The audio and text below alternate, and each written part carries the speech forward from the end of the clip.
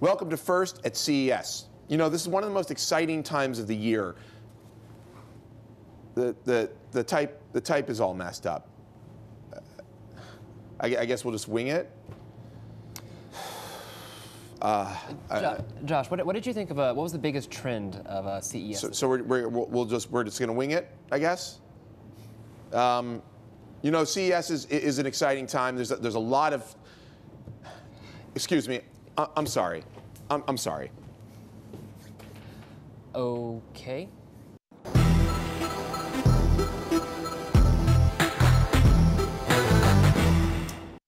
Welcome to First at CES 2014. I'm Josh Topolsky. I'm Ross Miller. And this is our morning show that we do every year here. We recap the previous day's events and announcements. We talk about what's coming today.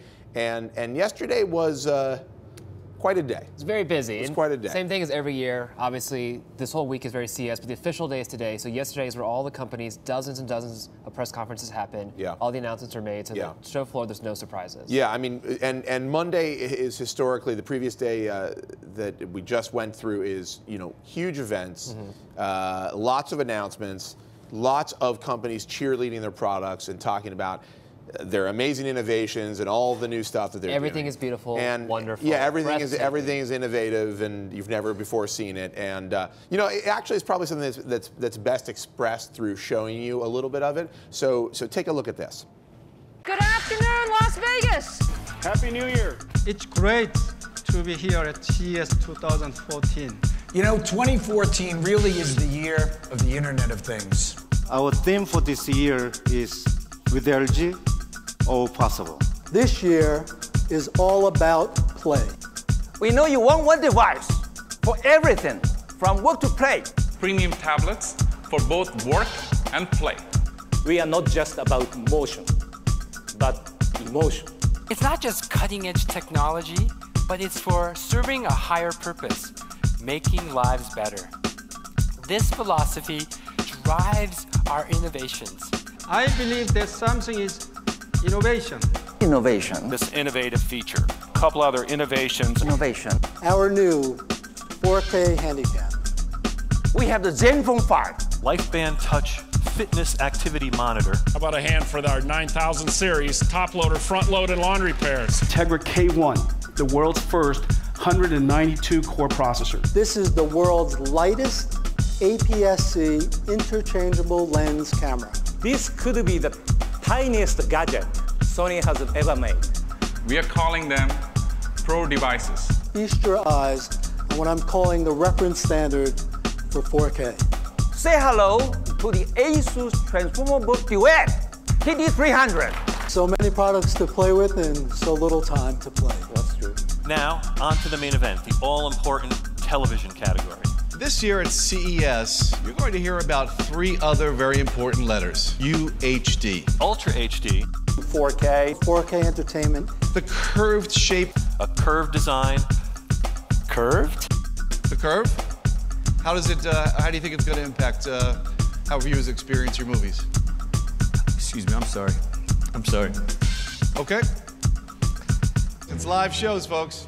So a lot of innovation happening. Innovation everywhere. A lot of excitement. All over the place. A lot of making your life better. You know, I have to say, just generally speaking, yesterday's announcements, we saw Samsung, we saw LG, right. NVIDIA was the previous evening, the last really event of Sunday night. So I'm kind of counting that. Who else did an event yesterday? We saw Sony, Asus, Sony, Qualcomm, Intel. Right. Intel had some announcements. Intel had some really interesting I'm really impressed with Intel. But I will say that and I actually will take Intel out of that mix a little bit, but because I thought their stuff was very strange and interesting. It's definitely like by the numbers, by the book. I will say this year more than any. And yeah. Like you've done this obviously longer than I have. The first one I did was Palm Pre. Several thousand years of doing the CES. This thing started in the 60s. You've been doing it since the 20s. I've been doing it since the 1620s, which is what's amazing about it. Right. Very different scene back then. But I remember like every year I've gone up until this year, like there's always been some flagship product that we're like, wow, that's insane. Yeah. First year I came, it was the Palm Pre. Obviously, last year was Oculus Rift. Yeah. Which is a big surprise. Yeah. So far, we've seen nothing like that. Everything. I don't think we've seen a slam dunk product.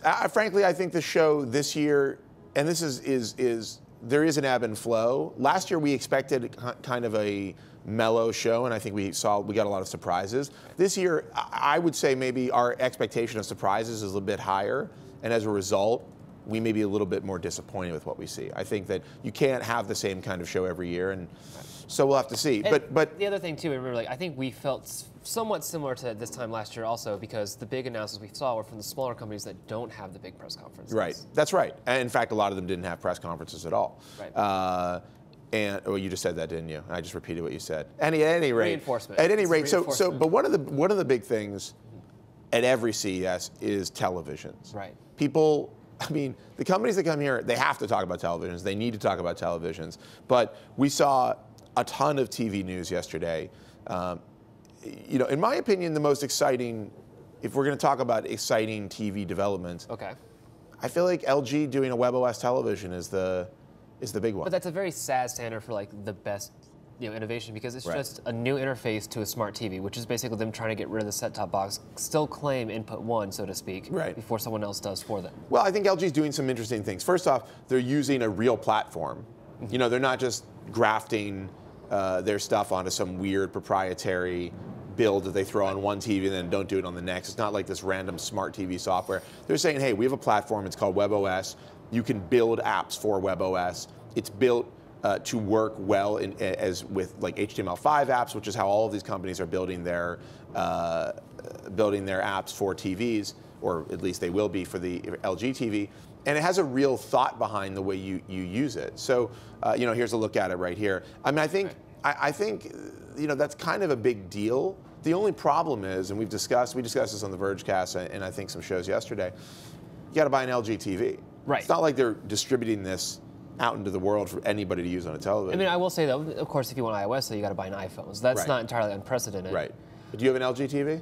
I don't. I have a Panasonic and a Samsung. Do you know anybody with an LG TV? I don't. I'm not saying people don't buy them. But then again, I don't really walk in like what TV is that? Because to me, it's just a black rectangle that plays Xbox and PlayStation. Like I do everything I can to avoid the smart TV interfaces. If this gets me to like at least curious enough to try it out, like that is a great thing for LG to pull off. Right. I mean, to me, I'll take an innovation in software over an innovation like these curved displays that everybody was showing off. Right. So LG had a curved display. Yes, an 105-inch curved display. And no, they had. Was it 105 or was it the 85? I think it's 77, 85, and 105. Well, at any rate, they showed off curved displays, which so far nobody has actually been able to identify why we should be interested in curved displays. I mean, they've said there are reasons, but I don't really buy them. Samsung had a curved display. Samsung did. Who else? Was that it? Samsung and LG battling it out. I don't know if Sony did. Sony did not have a curved TV. So this is the other thing, and then 4K. 4K. Yeah, which is more real this year than it was last year, and I think probably the most interesting part of that is Netflix and Amazon buying into 4K in a big way and forming partnerships with a lot of these companies. LG had Reed Hastings, the CEO of Netflix, come out and talk about. He talked about the WebOS interface, but they also talked about Netflix doing shows, doing all of their shows in 4K. Right, and I have to say, like, listening to that, like my first thought was like, and we talked about this a little bit yesterday. There's no Time Warner Cable, there's no Comcast, there's no Charter, there's no any of those companies on stage with them saying, yes, we're part of the 4K revolution. Right. No, if you're getting a 4K television, you want to watch 4K content, that delivery system is going to be internet streaming. That's going to be your Netflix. It's got to be streaming, and you don't hear. I mean, cable, I guess, presumably will come around to doing 4K over traditional cable lines over copper. I mean, I assume they can. I don't know why they wouldn't be able to. They can do 1080. Right. Or at least fiber optic. So I mean, when you think about how artifacted 1080 or 720 is on cable delivery, I do wonder if that's even possible. But the new standard is H.265, which is being built into a lot of these new televisions. Right. The industry seems to have agreed on it for getting reasonably sized packets of data down to these televisions and these receivers, and getting it onto your television. But you know, I feel like I feel like Time Warner and Comcast are terrified of people asking for more bandwidth, trying to push more bandwidth down the pipe. And so I feel like we're still very far away on 4K TVs. Even though you're going to be able to start to buy them, you can buy them now. You'll be able to buy even more throughout 2014. Right, and maybe you have a better memory of this, but I do know when the HD television started becoming a big thing, obviously cable had not caught up yet. You'd have to buy a special HD receiver. It costed a premium. Yeah. If it was available at all. That's right. Yeah. The infrastructure, I'm hoping, is there. If not, it's going to be a huge. I think in the next 5 years, I think in the next 5 years we'll lay the groundwork. Right. But it's going to be a slow climb, a slower climb, in my opinion, maybe than HD was slow, at least in the U.S. So, I think that's the main stuff for televisions. It is. Is there anything else that happened? I mean, the tangential to that, at least somewhat, Sony did announce a 4K camera. Right. So That's right. if it's not Amazon, it's not Netflix, it is your home movies with your a children. 4K camcorder, which is, do people say camcorder anymore? I don't think they do. Handycam, I guess. Yeah, well, it is a Handycam. Yeah, I mean, that's a brand name, but interesting. I mean, there are 4K cameras in existence now. There are plenty of them. People are shooting 4K right now. So that's not a huge innovation. Did they mention a price point? I don't think so, but the handicap line is generally, that's more consumer than right. It's a anything else we've consumer-facing product. If it's cheap enough, that would be really interesting. Right. But we don't know yet. I don't see why. I don't know if that's a major leap for them, because in terms of processing 4K, cameras do that all the time. I mean, you can process higher resolution images. Right. I think the issue is the optics, and they're probably putting cheaper optics in there. So it could be a consumer level product for a reasonable price. Right, and of course, we have no way of knowing. This always does trickle down. So Right. it's going to go professional to prosumer to consumer to your parents. Right. So what else were the big stories? Big stories, and this does feel like almost a rehash of last year so far. The big story, of course, again, was wearables. Yeah. But not just the wrist either. And this is where we get into Intel. But wearables, butt sensors. Butt sensors. There are no butt sensors actually, which frankly to my disappointment. Although Russell, something you could insert into your pants to track your butt movements. Actually, so Is that a thing? Russell Brandom did a report earlier in the week with Notch. It's a startup company. Yeah. They do sensors into your shirt and they track your shirt movement. I don't see why you couldn't do it with pants. No, yeah, Notch is interesting because it's almost abstracted from this whole idea of a specific thing you put on, like a watch or a band or an ankle thing, or there's no ankle thing. But that's called an ankle bracelet for monitoring. But last year we started to see just a taste of wearables, and this year it was Sony and Samsung. Did Samsung have no, LG. LG did. LG and Sony. Sony didn't really. Did they mention it that much? I know they've had a smartwatch for a while, but like they talked about they touched on wearables. Okay. They have this tennis racket, right? The smart tennis racket, which is very interesting. But there is certainly Intel talked a lot about their wearables. I mean, where their chips can go. And what's interesting is that it was a cool idea last year, and now this year all of the major companies are either touting products that they're making that are their Fitbit competitor, or their Fuel Band competitor, or they're at least talking about how important wearable technology is. Yeah, and I think even like a gaming company like Razer is like looking at smart bands now. They announced the Nabu last night. Yeah. Which is, again, it's a crazy company to think about doing this.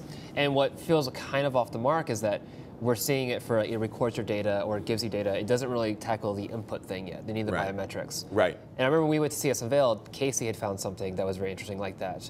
I can't remember, it was like a VR thing. Oh, the Pivot VR? Yeah. Or is it VR Pivot? I think it's Pivot VR. It was something where like you strapped to This is cool. I don't know if you guys have seen that. I thought this was kind of an amazing product. It is. It basically looks like the thing from Elysium in a way. Like the body mod or whatever. Right. But it tracks your body movements, it tracks your arm movements, and it looks really, really natural. I mean, you can see there's a little bit of lag, but that you can see Casey's arm is shaking a little bit, and it shakes in the game. And I got to say, you match this. By the way, they also have leg attachments apparently. And this is not that expensive. It's like look what's jacked into the back of his head. Speaking to the Elysium thing. Yeah, but I mean, you that's scary. You match this with an Oculus headset. I mean, that to me is. I mean, this goes beyond wearables. This is a crazy, body immersive experience for you when you're playing a game or doing all sorts of things. I mean, this doesn't have biometrics, right? This is just straight up for game playing. Just straight up for game You can imagine a situation where you have something like that, you're tracking your biometrics, you're playing some sort of like activity game or exercise thing or whatever sports game on your 105-inch curved TV.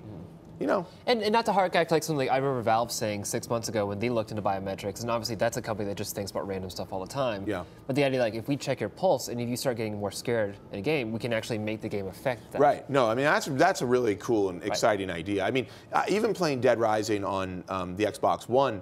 You know, there's a feature where you can say, you can scream over here, and the zombies will hear your voice and come towards you. Yeah. And, you know, at first I was like, well, this is a weird gimmick. Like, I'm not really buying into this. But then after doing it a few times, I was like, wow, this really adds a whole new dimension to the game. I mean, you are interacting with it in a way that you would have never been able to do before. And it has a real visceral impact on what's happening on screen. So seeing stuff like this, I mean, I think it's you know, we're talking a lot about wearables with things like Pebble watches. Pebble actually had a great, showed off a great new watch. Very fashion conscious. Yeah, I mean, the second Pebble, called the Pebble Steel, is definitely, I think, a huge upgrade from the previous device they did. But you know, we're talking about wearables like that, smart watches and fitness trackers. There's a smart toothbrush, which is not really a wearable, but I think falls into that category. Well, we had the Fork last year, so we need something like that. Yeah, right. This is definitely the follow-up to the Fork. Yeah. But when you think about how you could apply some of this technology to experiences like gaming or driving or, you know, activities that aren't just strictly like, hey, I'm exercising or I'm sleeping, here's what I wonder about wearables. Okay. America is not known, I'm just speaking as an American. America is not known for, and as a person who's not known for this, not known for being like real into fitness and being healthy. Right. I mean, at least in the last like 30, 40 years, right? We've sort of been on a slow march towards morbid obesity across the nation. So I just wonder, like, we're making all these fitness devices, all these tracking devices. I mean, I bought, what was the Wii thing? The thing balance you step board? on? Yeah, the balance board. I bought the balance board. I used the balance board for like a month, and then I was like, the balance board went under the sofa, and it never slid back out. The balance board is now, there's a pile of Penny's discarded fur. It looks like there's another Chihuahua underneath the sofa that is, it's just fur covering the balance board. So like, what I really wonder is people are buying the Fuel Band, they're buying Fitbits. Clearly people think there's a market for it, there seems to be a market for it. Do people actually want to use these for extended periods of time? Are they going to commit to using these things? Like, because it would be kind of awesome if we start thinking about that stuff. I mean, if we become a nation or even a species of people who do, and this is the quantified self idea, do we care to numerically count our steps, our calories? You know, and I'm unashamedly one of those kind of people who I do track calories all the time and track my steps. But to track calories, you have to input your food intake, right? Yes. That's one of the things. And that is the most annoying thing. But you think this is a trend that's a real trend? I don't know, because I feel like we're still in this kind of halcyon days of wearables because the design isn't really ubiquitous. People don't know where they want to put it, if anywhere. Right. This kind of brings us to the Intel keynote, which was the most interesting keynote. Yeah, Intel showed off some. So let's talk about some of the stuff they showed off. Yes. Jarvis. Yes. I know you have a list. We can go down your list if you want. No, this is great. No, let's do your list. I want to hear you talk about Jarvis. Okay, fine. Yeah. Well, I mean, explain what Jarvis is. Essentially, it feels like a Bluetooth earpiece, but it's one that has kind of an AI that kind of works with you on this. Right. Like, it's essentially the Iron Man Jarvis. It's like Siri, if there was, Siri, if Siri were just in your ear. It's almost like the movie, it's almost like Her, right? In the sense that it's like this companion that is speaking to you. It's like a personal conversation you're having. You know, I haven't seen that yet, by the way. You know, I haven't seen it either, but I've seen the commercials, and so I feel like that's enough. Fair enough. It's enough to know what happens in Her. If they die, they all die in the end, right? Spoiler alert? I don't know. Too soon? Can an AI die? This is getting weird. Can an AI die? Great question. But no, I think the reason Intel is doing this, I think this is a way to set the stage. Tweet us your answers. Can an AI die? Love to hear what you think. Hashtag Vergecast. Go ahead. No, this is not Vergecast. It's not Vergecast. Hashtag first, exclamation mark. That would be great. Okay. No, but I mean, you also remember, like, this is somewhat of a business thing, too, for Intel, because Intel dominated the PC market.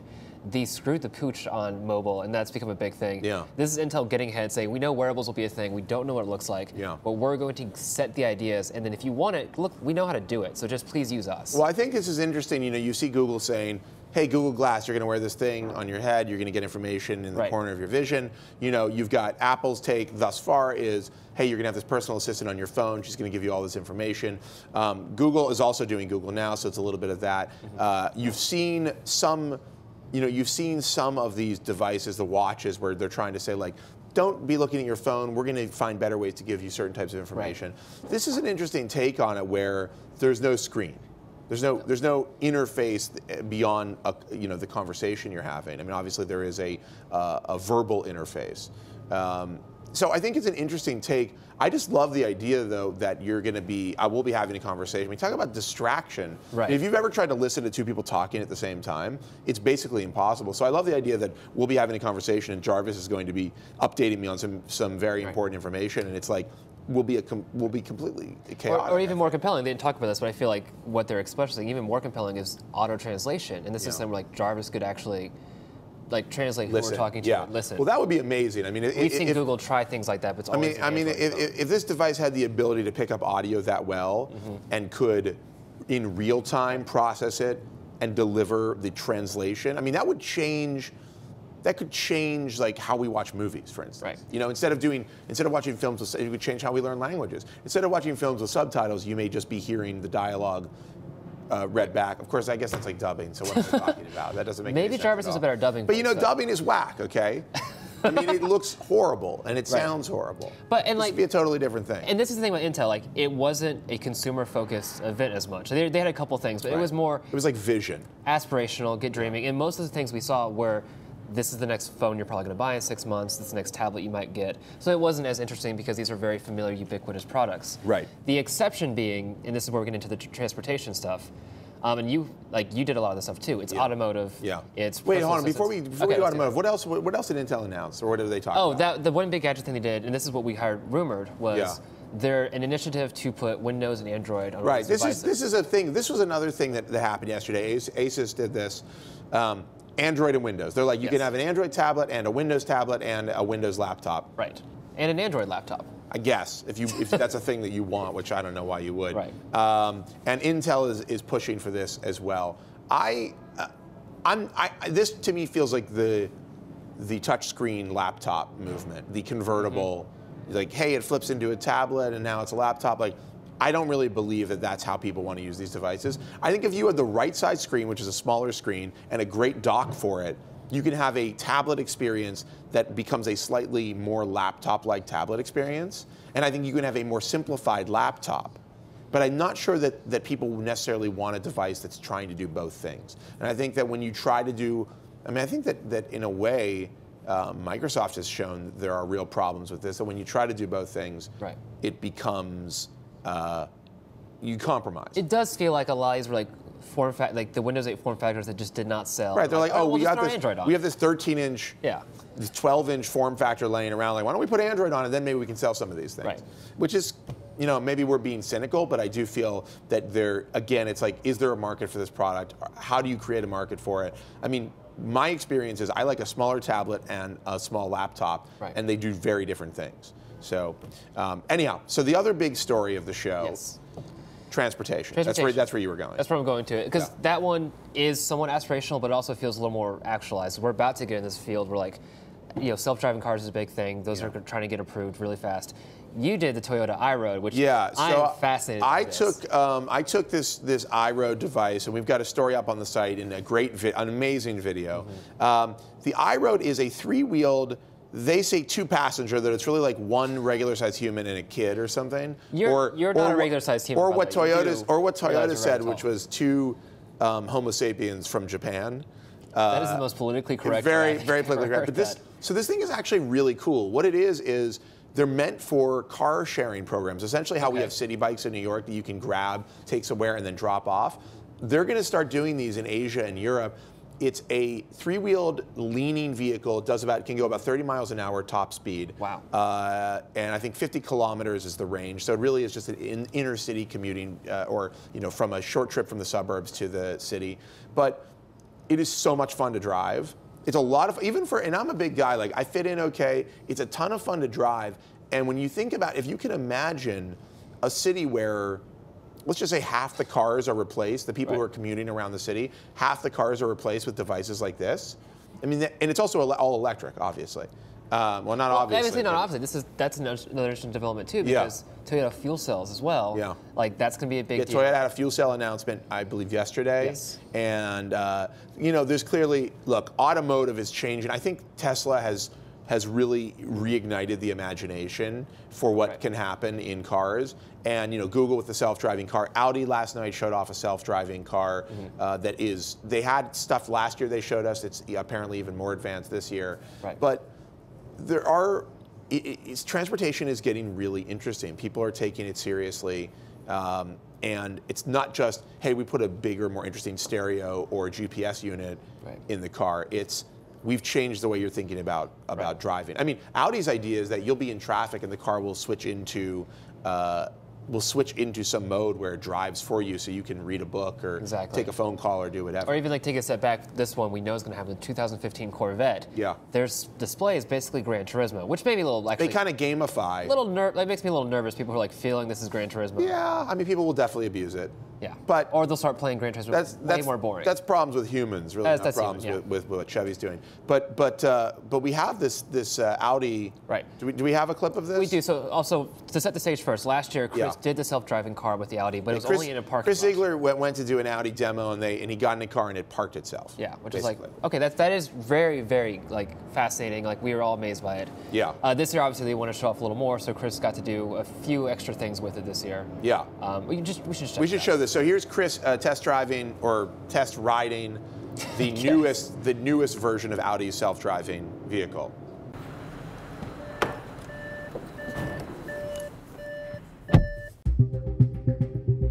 This is Chris from The Verge, and today we're looking at a pair of Audis you're definitely not going to find in your local dealership. One drives for you, one reads traffic lights, and both are kind of amazing. So Audi has worked with the city of Las Vegas to wire up all of these street lights so that they're actually downloading information about the programs that the street lights are running on, the reds, the greens, in real time, and Audi is calculating when the lights are likely to change. The engine is currently completely off. The car has start-stop technology, and because it knows when this light is going to change from red to green, when there's 5 seconds left, the engine automatically turns on, so we're ready to go. Normally with a start-stop engine, the only time the engine turns on is when you let your foot off the brake, and then there's a little bit of a delay before the engine's ready to go. With this, by the time the light changes, you can press the gas and you're good to go. And one of the great things about the car being able to detect when it needs to start the engine is that if you're not paying attention to the stoplights, if you're looking around, you can feel the engine start. You can feel it on the pedal, the brake pedal. You can sort of hear the engine a little bit. So that kind of gives you a reminder that you need to start paying attention because the light's about to change from red to green. The system is only live in a few European cities right now, and it's very difficult to scale because every major European city does their traffic lights differently. It's a little more homogeneous in the US, but it's still a huge task to try to take in all of this traffic light information, collect it in a server farm in Germany, and process it and get it out to all the cars. So this is a slow process. The Las Vegas deployment is just for CES, of course, but over time, hopefully, we'll see this in more cars.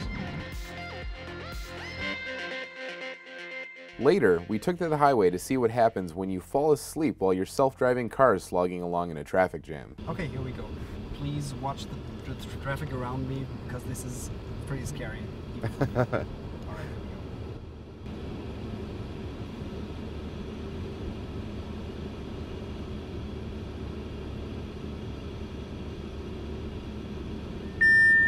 There you go. So it says, driver attention, please take control of the vehicle. After 5 seconds, starts breakdown. And there you go. And the emergency lights are on. Well, they just switch back off again. That sometimes happens. We're still in development. That's a loud beep. It is. It's hard to ignore. It is. Absolutely. We want the driver to know that he's supposed to take over. Right. It uses a variety of sensors both inside and outside the car to make this happen. Inside there are cameras that are actually keeping an eye on my face. If I fall asleep, the car detects that, it automatically shuts off the piloted driving, and if I take too long to take control of the car, it'll actually bring it to a full stop, put on the flashers, and call the cops. So there you have it. Just like last year, Audi is throwing a lot of new technology at CES, and neither of these technologies are ridiculous notions that will never see the light of day. They're real. And there's good reason to think they'll be in production cars soon. So, pretty incredible. I mean, I think there's this feeling of safety because you got somebody behind the wheel there. But when you see them just like taking their hands off the wheel and there's like an 18-wheeler whizzing past them, it reminds me. Like, you remember that scene from Fight Club where like they just let go of the wheel and crash? Yeah. It can't. That's what it's like. Except anymore. it's not crashing. No, it's like very boring. Like, oh, it comes to a stop. Yeah. No, it's pretty incredible, and that'll be. We haven't put that up, the video up as a standalone yet. No, that'll be in like about an hour. That'll be up on the site in just a little bit, so you guys can rewatch it. And it's a really cool report from Chris. So I think that's kind of the show. We have a lot of stuff happening today. This is the first of the firsts. We'll be doing them throughout the week, and of course later tonight we'll do the Vergecast after hours. And I don't know if we don't have any live post-show events today. No, but we do have one very interesting thing. Right now, obviously, we're doing the show while Kazrai does keynote, and apologies for that, of course. Yeah. If people are watching both, thank you. Yeah, if you didn't know, there's a Kazrai keynote going on right now that we're covering live. But as an apology, a mea culpa for us, the Sony president, new Sony president Mike Fasula will be here. This is his first interview ever as a Sony president. Yeah, very cool. He'll be here in the studio? In the studio, live. We'll be talking to him and Nilay. And Nilay will be doing an interview with him, and that's in... It's about 11 o'clock. We want to say 11, but obviously they're literally going straight from the hour and a half, but we'll have to see what their schedule's like over there. But so yeah, and by the way, we'll have a bunch more interviews and hands-on and all kinds of demos and stuff from the studio here. Like I said, Vergecast at night first will be happening every morning, and then 90 Seconds on the Verge, of course, every day. So plenty of video, lots of video coming from the Verge. That is first, and we will see you guys tomorrow morning. Take care.